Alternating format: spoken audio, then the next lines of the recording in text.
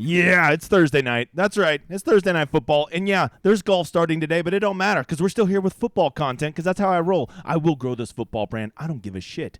So, what's going on, guys? I'm the Degenerate75. New guy. Hope you're finding me. Hopefully the YouTube algorithm actually shows you this shit on Thursday and not Friday afternoon. Thanks a lot, fucking YouTube. So, what do we do here? We break down, we do DFS. It's me and my buddy John Galt, who I'll introduce here in a minute, and we're high-limit DFS players, and we break down these slates and try to help you get better at this shit, because if you don't know, it ain't easy, brother. It ain't easy. So we're going to break down the Showdown slate tonight. We got Cleveland and Pittsburgh. Please, if you like this channel, you like the cut of my jib, go check it out, because you can't help but notice there's no ads on here, because I'm not a fucking poor. All I ask is that you like and subscribe. It really helps me out, right? And if you got to be wondering, what the hell's this big wheel over this dude's shoulder? Well, let me tell you, motherfather.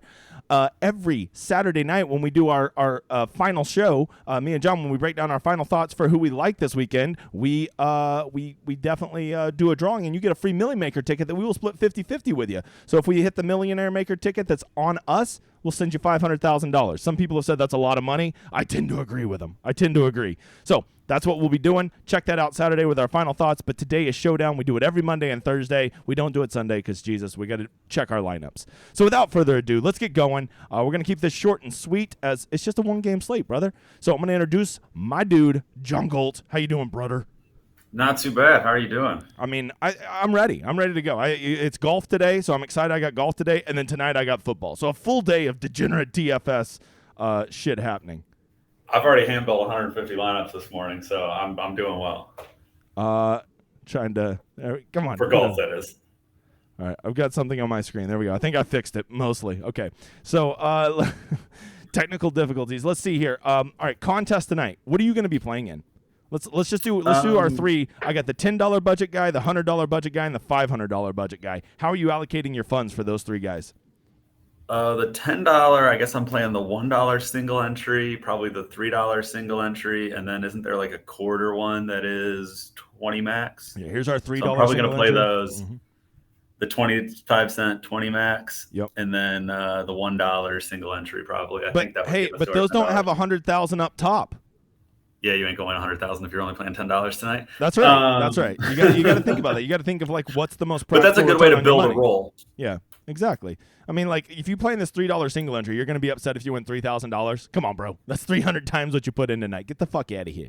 So I agree. What about the medium budget guy, the $100 tonight guy? What are you playing in? You can't beat the $3 20 max. Mm-hmm. Play action. That's an awesome tournament. Huge money up top and a good structure. Yep. 10th place is 1/10 of first. You got to love that. So I'd probably max that, and then I'd probably do the other ones I just said. I'd probably still max the $5 single entry, the $3 single entry, the $1. And then maybe I'd do the other $1 20 max if you really want to build 40 lineups. Yep, this $1 20 max. Or if you're feeling really saucy and you like your set of 20, go throw them all in the $3 20 max and all in the $1 20 max. And if that bitch hits, now you're spiking even more. Something to consider. Yeah, then you've played basically a $4 tournament with those lineups. Exactly. And then the last one. What about the higher budget guy, the guy that's playing $500 tonight? What tournaments are you going to go through 33 lineups in the $15 if you have $500 tonight? No, I'd play all the ones that we just said, and then I would start adding the $12 single entry, the $33 single entry, or if they have, maybe I have a $33 single entry tonight. I think that's a 150 max. Yeah, it is. They have a $20 3 max, I believe. Yep, it's a nice tournament. That's the $50 single entry, the $100 single entry. How about this one? This would be a very good. How about a $50 single entry and then the 3 max 150? I think you would need a slightly bigger. If I was playing 500, I wouldn't just do those three. I would prefer to play like the $100 single entry and those other ones before I added that. Yeah. But that 150 is a good one if you're playing more money. Exactly. And the one thing you can say is, like, if you really have just one game script and there's only a handful of players that fit that game script, and you're comfortable building 4 lineups, that would probably be $100 or a $50 single entry, and 3 in the 150 would be a very good way to go. But let's face it, most of us like a lot of different variety to play, right? Or like with our player pool, I guess I should say. Now, all that said, I will still be firing probably 50 lineups in the $15. There you go. But John Galt. But I will be lighting it on fire. Yeah, it's exactly. Hey, for all of you that are thinking, hey, that's dumb to do, well, just so you know, we're each putting $150 in the big $20 over on golf today. So clearly we don't care about value or being wise with our money. So what are you gonna do? All right.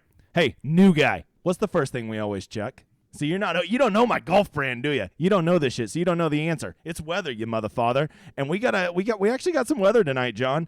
They're playing in Cleveland, if you don't know, and I'm seeing like 22 mile an hour sustained winds, and it's gonna be even gustier. Like that's really gonna affect the game's already gonna be a slog. Now you factor in that weather. I mean that's gonna have a real impact. Yeah, I think we already have two quarterbacks that don't have particularly strong arms to begin with. And so I could really see downfield passing being hindered. And then also kickers, like it's hard as hell to kick a field goal in 20 mile an hour or 30 mile an hour winds. So I guess the counter to that is it's easy as hell to kick a long ass field goal with 30 mile an hour wind behind your back. Mm-hmm. But yeah, so I would be concerned about kicking and passing in this kind of weather. I want to get this out of the way. The game was already. Oh, go ahead. I want to get this out of the way early in the show. I'm not going to stand for Jacoby Brissett slander this entire show. So you're going to cut that shit out right now. Okay? Wait, he's an NC State guy. Why don't you like Jacoby? I mean, like he's just. I'm just not going to stand for the slander. You see, if you question his arm strength again, we're going to throw nucks, sir. That's how it's going to be. All right. Well, I think even Jacoby's mom questions his arm strength, so that's fine. Oh, now we're bringing moms into this. Okay, so let's see here. Let's get into it. For all of you that don't know, we're using Run the Sims here. It's the best for Showdown. There's just no site out there that's better.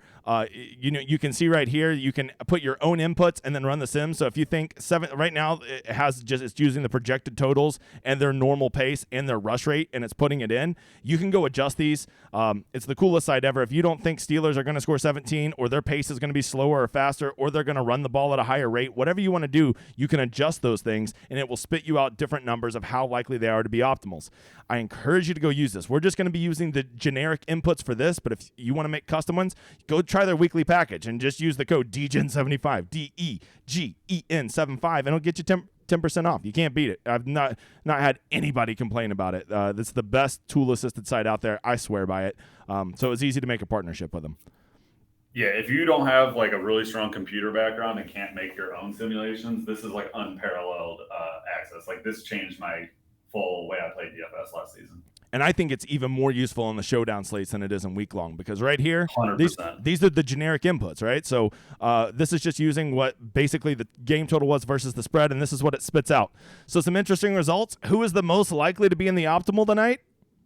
Well, it looks like it's our boy Jacoby Brissett. I told you we're not standing for the slander tonight, you motherfather. So what's really funny is I have run quite a few different sims this morning. I was playing with it, and Jacoby keeps coming up as one of the highest leverage guys, pretty much no matter how much I try to manipulate the slate against that. Yeah. So, I mean, there it is. So when we say we're not going to stand for the Brissett slander, that Run the Sims has my back on this. Actually, it's both quarterbacks, really. I think the pricing, because they're both sub 9K, it's like both quarterbacks end up. I get Brissett a lot more often in my captain, but I get a lot of double quarterback builds coming up in my optimals when I start running sims. I mean, there is a simple rule to fantasy football that I feel like is not talked about enough, especially in Showdown where you can play multiple quarterbacks. There's one guy that touches the ball every play. Okay, and don't be a smartass and say the center. One fantasy guy that touches the ball every play, and it's the fucking quarterback. So there has to be some value baked into that, right? Especially if everyone wants to play the rushing script in this game, which I think is by far going to be the most popular. Like I imagine Nick Chubb will be the most popular captain. Let's see what they think, at least early. So they have captain ownership for Nick Chubb at 18, Najee at 16, and the Browns defense at 11. Wow. Okay. Yeah. And this is going to be a very heavy. I would not play defense captain this week because it is going to be so over-owned relative to how often it hits. Defense is always over-owned typically, but in games that the public perceives as a slog, which let's be fair, I think this is a 38.5 over-under. So like it is, Vegas even thinks it's going to be a slog. But I think here's why that just go along with that. Here's why that's wrong, though. Even if this game is a slog, it'll be a slog between two teams running the ball the whole damn game. How does a defense get there in the captain spot when two teams are just running the ball? There's only 115 combined plays in the whole game. It's just very hard. Basically, you're really narrowing yourself down to kickoff returns or a fumble return to the house, and those just aren't very common. Scoop and score, yeah, exactly. Or some like fluky shit, like you get like a safety or like some other random defensive scoring. But right. But is that no, I don't like playing the defenses and the captains. Now I probably will be over defense flex because if it is truly a low scoring game, that 8 points at 3,800 is viable. Yeah, it's a good chance it's going to be more than what Claypool gets. Very good chance. Exactly. Yeah, I would say I would bet money that Claypool is, if I had to bet over under 8 was his fantasy points tonight, I'd take the under. And if I think that the defense will safely get 8, well then now they're cheaper and they're more likely to get those 8 points in a slog fest. So then all of a sudden they become viable in the flex, but not in the captain. I think they get overowned in the captain relative to their ceiling and relative to their chance of hitting that. And then in the flex, I think they're fine. Same with kickers. I think kickers are totally fine in the flex because at that $4,000 tag or $4,200 for Cade, like they're going to outscore the guys in their range a lot in a low scoring game, that is. And so I'm good with kickers. Although if you're concerned about the wind, I mean, there is something to be said about like guys that will miss field goals in the wind. Yeah, but in tight games like that, these are the type of positions that differentiate. In strong winds, a lot of coaches will go for field goals less. They're like, shit, it's 4th and 2 from the 30. I'd rather just go for it than put up these 3 points because, when it's not that auto 3 points, you got to start weighing. If the kick's only 60% and you think you're 60% to get the first down, you should go for it, right? Yeah. So exactly, and especially if it would depend on the direction of wind. If we have like sideways winds across the field, I can see like almost no kicks being attempted because 30 miles an hour sideways is rough. So the big thing I always like to look at here is the total leverage, right? Like you can see both the quarterbacks are highly leveraged. I mean, you rarely see a 22% leveraged player, which basically is just they're projecting them at 33% ownership, but they're saying they're going to be in the optimals 55% of the time. So that means there's a 22% leverage edge there. And Trubisky is 11%. Funny. I've pushed mine down so much that I only have Jacoby appearing in my optimal 40% of the time. Yeah, but that's still a huge leverage. It is. Yeah, I know, right? And that's like completely shitting on him and saying that they're going to run the ball. What are you doing, like 60% of the time or some craziness like that? I've got it up pretty high, 55% rush rate, yeah. 40% only for rushing TDs. So it's like everything, or 45% for rushing TDs. Yeah.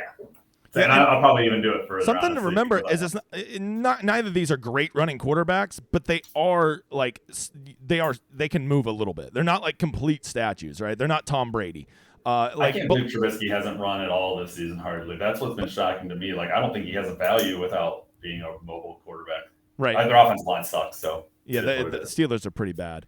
Okay. So just looking. So those are the two highly leveraged players, but I think what's more important is to look at who's going to be the most over-leveraged tonight. And basically you just play against the field. And with the generic inputs, it looks like Nick Chubb and Najee Harris and the Browns defense are all disgustingly over-leveraged. Yeah, let me actually tell you, I think Najee is probably a total fade for me. I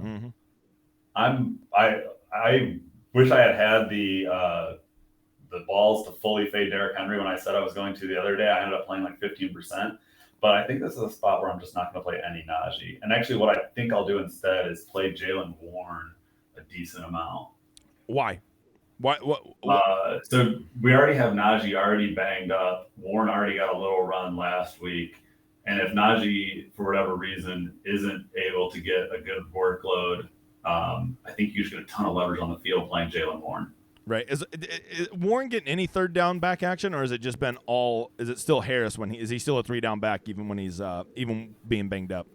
Well, it's when he's able to stay on the field, he is getting all the 3 down back. But I don't think he's going to stay on the field. I think he was even talking about he's coming into this game already banged up, and he's like playing through whatever that Liz Frank sprain or whatever. So, I mean, that doesn't sound good to begin with. And so you can't imagine a team is going to want to just grind on a dude that's already playing through injury. And who's to say he doesn't come out and step wrong? And now you've got a $3,200 Jalen Warren that's going to get the workload that everyone thinks that Najee's going to get. Like, let's do that. Are you scared at all about Nick Chubb? There's my alarm going off. Wake up. Nick Chubb. What, sharing work with Hunt? Yeah. I mean, like, I would say if I had to play one of those two, I would play Kareem Hunt. I mean, $12,000 is pretty fucking expensive. And Kareem Hunt seems to get there almost as much as Nick Chubb gets there. If you think this game stays close, I like Hunt quite a bit. Mm-hmm. If you think this game's a blowout, though, I think Chubb probably still gets the run. Right. I think I prefer Chubb in a blowout. I think I prefer Hunt in a close game. I mean, do we really think this is going to be a blowout? We're convinced that Cleveland's so good. The line's only 4, right? 4.5?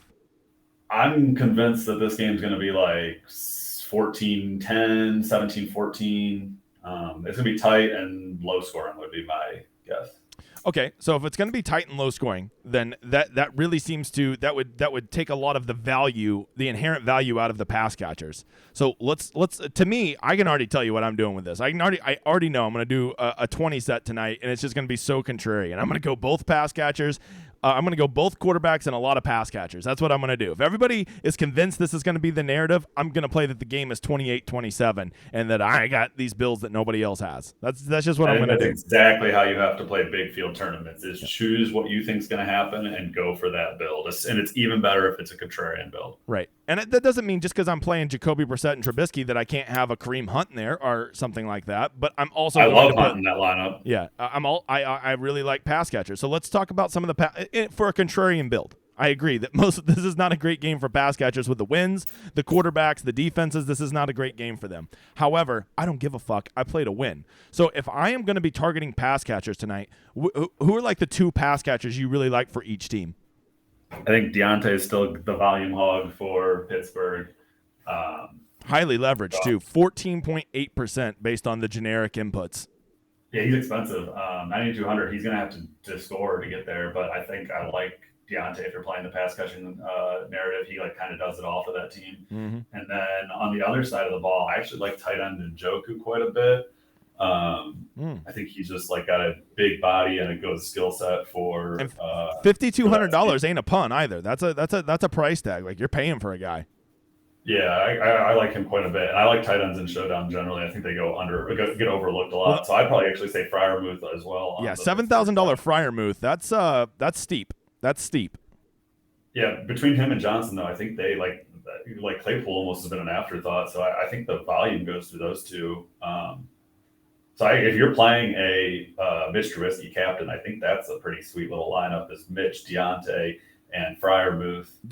Did you see that thing where Trubisky said he needs to get the ball to George Pickens more? Do you read much into those quotes, or is that just something just that you put in the media to make a guy feel better? Oh no, I mean I think that's legit. I think Pickens is a legit play. This thing his volume has been terrible. So anyone that's scoreboard watching isn't going to play him. But that dude's an athletic freak and is so hyped in the preseason and everything that I think there's a good chance that he'll have one of those Claypool type breakout games to break on the scene, right? Remember Claypool what do you have 3 touchdowns his first time he really was broke on the scene last year, right?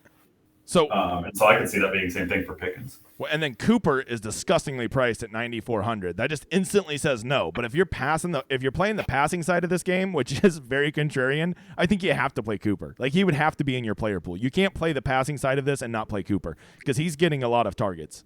He's clearly. I'd go further. If I'm playing Brissett as my captain, I think I am also 100% playing Cooper. Cooper, yeah. Brissett's not going to get there unless he's feeding Cooper. That would be the name. That would be what you'd have to say. The correlation's too strong. The only way he gets there is he has 2 rushing touchdowns. And we know Jacoby Brissett runs a blistering 5.340. We know that. Yeah, you would think he would be a running quarterback. I guess that's probably just that was probably bad, but he's not a running quarterback. He's not. He's slower than I'm molasses. not sure what his skill sets actually is. I don't know how he's on an NFL fucking team. He's like Chase Daniel, man. He's gonna live that. He's gonna be a career backup his whole life and make $53 million and start 6 games, and they're all gonna be this year. Fair, that's literally the ideal job. I mean, well, I go one further. I'd rather be a punter making $2 million a year for 15 years. That would be my ideal job, but I can't kick a ball. So what are you gonna do? I don't know. Backup quarterback sounds pretty damn sweet. All right. How about this one? I'm very cold on both the kickers. I think a lot of people are going to see. I don't know. The fact that I'm seeing that they're leverage plays makes me want to play them more. But I really do worry about these kickers in this wind in a low-scoring game where I just don't think there's a lot of opportunities. I feel like there's a misconception that in low-scoring games you want to have kickers. I get it because their value is going to be more for each point they score compared to their peers. However, there's also going to be less opportunities for them to get field goal opportunities and extra points. Yeah, I think that those are both equally valid considerations. When you're building rosters and you have that $4,000 left, you need to be thinking about what your first 5 roster slots say, because if you have if you're building your shootout teams, I think it makes a lot of sense to stick a kicker in there because you are saying they're running up and down the field. But if you've built a slog type team, then I think you need to stand back and look and say, is there a chance that a $4,000 defense or a $4,400 whoever, Pickens at 48 outscores those guys because he gets 2 catches for 27 yards, and that's 4.7 points that outscores the kicker that literally gets 3. So here, or let me give you one. Let me give you one last question. I'm really torn about. If any of these motherfathers out there are feeling ballsy like me and they want to play this passing side of the slate, you would instinctively think, oh, well, don't play the defenses because they're going to be highly leveraged. But the funny thing is if I am playing the passing narrative and this game does have some shootout ability, that actually to me makes the defenses more appealing because that's more chances for sacks and pick sixes and things like that, right? So if I'm going to go passing narrative, shouldn't I have these defenses probably mixed into that player pool? And I think even more so because it's an opportunity to play a person that is going to be popular and probably with decent reason to be popular, but in a way that almost no one is going to be playing them. Right. No one is going to be playing a defense versus Brissett or a defense versus Trubisky. But like these quarterbacks very easily can throw a pick six. Well, I don't want to say very easily because they don't have the pass volume to very easily throw a pick six. But neither one is like lighting the world up. And so these are they both got the pick six mentality. That's what you're trying to say. Exactly. They have pick sixes in their range of outcomes very, very often. And so I think playing a defense first that makes a ton of sense because now you've upped the game pace and your passing narrative makes more sense because the team's now down a touchdown and you've had a defensive score and you've now played the defense in a way that no one else has. So I think that makes a ton of sense. All right, let's close it down. 2 last things we need to hit on. Who is somebody you're definitely going to play tonight that will 100% be in your player pool? Not you're playing them 100%, but you're definitely going to have them included in your player pool. Kareem Hunt. Kareem Hunt, I like it. And I'll go Deontay Johnson. I will definitely play Deontay Johnson tonight. He's overpriced, which will mean I can get good leverage on him. There you go. That's what I'm going to do. Who's the one guy you're definitely going to be fading tonight? I think it's Najee. You motherfather. I was going to fade him. All right. You know what? I'll fade Nick Chubb. I won't play any Nick Chubb tonight. There you go. I'm not playing Nick Chubb. There's always Sunday night football. Yeah. YOLO. Hey, you're saying, hey, man, you're dumb not playing Nick Chubb. No, I'm playing to win. I agree that on a given slate that may be dumb, but if you're playing to win, there is a path to where Nick Chubb just doesn't have a great game. Nick Chubb gets banged up, whatever. He gets concussed. Well, now all of a sudden, I've just blocked out 65% of the field. Or if it's a passing script, I could see a way that Nick Chubb only gets 8 points this game, and Hunt gets there and his receivers get there. So that's what I was just gonna say about Chubb. Is his $12,000 tag makes it that he can still have a perfectly fine game and not be in the optimals. Yep. At $12K, when you're fading him, what you're saying is he's not hitting a ceiling game. Yep. Which is a way different conversation than Nick Chubb's not having a viable game. Because I think like the range of output for Chubb, like I think he has, 80 yards in like his 65th or 70th percentile outcome. Like that's a pretty common outcome. It's like an 80-yard game. He ain't playing the Jets. He ain't playing the Jets this week, brother. Well, but even if he gets 80 yards isn't going to put him on a winning lineup if he doesn't get in the end zone. Right. You might have to have 2 touchdowns if he only has 80 yards because you're not getting the bonus. Yep. He's probably not going to have more than 1 catch if he does have a catch. Let's say he gets 0 catches, 80 yards on the ground, and 1 touchdown. That's 14 points. Is that really going to end up in the optimal at $12,000? Maybe if it's super low scoring, but like there is a good chance that still doesn't pay off. So I think that's actually fairly sharp on the fade on Chubb. I don't know that I'm going to be fading Chubb in my flex, but I think fading Chubb in the captain is actually pretty sharp. Yeah, $18,000 in the captain's not easy to eat either. Yeah, and then you still get funneled into the same type of builds that everyone else is going to have, which is going to be Chubb captain, Cleveland defense. That's going to be super popular start. I think I just won't be participating in those builds. Yep. All right. Any closing thoughts before we get out of here? No, I think this is good. Check out the Discord if you want our real thoughts closer to lock. Yeah, we run a Discord. We make them a custom video at 5 o'clock with all our ownerships, our sims, our projections, and our real thoughts about what we're going to play. If you want to know about that, just go check it out in the description. You can see it's right here. It's growing every day. We're almost to 300. Come check it out. Appreciate you guys being here. It's been real. We'll see you Saturday for the final show, the big wheel. All you got to do is you can go leave a comment if you want to get in here. All you got to do tonight is tell me who's going to be the slate breaker. I'll get you another name on the wheel, or you can go like and retweet this shit over on Twitter. That'll get you a second name on the wheel. And if you don't know, the more names you have, the more chances you have to win. So let's go win $500,000, you motherfather, when you're in my drawing. I'll see you guys next time.